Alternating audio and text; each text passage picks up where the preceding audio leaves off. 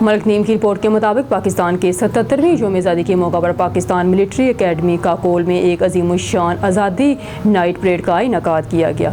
Chief of army staff general Syed Asim Munir تقریب کے مہمان خصوصی تھے۔ پاکستان ملٹری اکیڈمی کے کیڈٹس نے منفرد پرفارمنس میں اپنی غیر معمولی ڈرل کی مہارت کا مظاہرہ کیا۔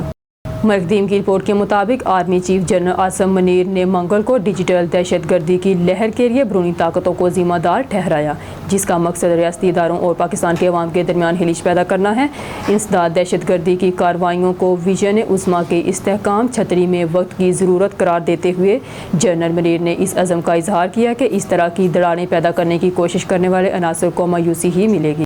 اسلام آباد سے ملک نیم کی رپورٹ کے مطابق کابینہ نے ہدایت کی ہے کہ سرکاری ایس او ایز اداروں بغور جائزہ لیا جائے تاکہ انہیں حکومت کے ساتھ رکھنے کی کوشش میں ضروری یا اسٹریٹجک کی درجہ بندی کی جا سکے۔ ذرائع نے ایکسپریس ٹربیونز کو بتایا کہ کابینہ ڈویژن کی درجہ بندی ایس او ایز بندی کے لیے ایک مشق شروع کی ہے۔ ایک حالیہ میٹنگ میں کابینہ نے مشاہدہ کیا کہ ایس او ایز مشق کو ضروری یا اسٹریٹجک کی درجہ بندی کے لیے یہ فیصلہ کرنے کے لیے کون سی حکومت کو ایس او ایز کے ساتھ رہنا چاہیے، پرائیویٹائزیشن کیا جانا چاہیے یا ختم کرنے کے لیے محتاط غور و فکر اور ٹھوس دلیل کی ضرورت ہے۔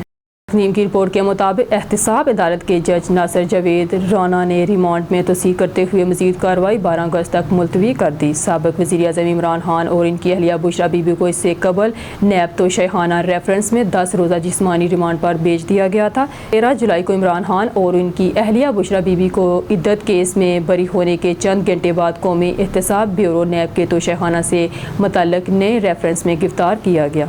ملک نیم کی رپورٹ کے مطابق پی ٹی آئی کے ایک وکیل نے منگل کو کہا کہ سابق انٹیلیجنسی چیف لیفٹیننٹ ریٹائرڈ فیض حمید سے پارٹی کو دور کر دیا، جن کے ساتھ ان کے قریبی تعلقات تھے۔ مہر الخزل کی گرفتاری کے ایک دن بعد اور اس معاملے کو فوج کا اندرونی معاملہ قرار دیا۔ ایک غیر معمولی قدم میں فوج نے پیر کو آرمی ایکٹ کی خلاف ورزی کے الزام میں premier inter services intelligence ISI agency کے سابق سربراہ جنرل حمید کی گرفتاری کا اعلان کیا۔ ذرائع کے مطابق جنرل حمید کو چند روز قبل راولپنڈی سے اس وقت حراست میں لیا گیا تھا جب انہیں ایک اعلیٰ فوجی اہلکار نے ملاقات کے لیے بلایا تھا۔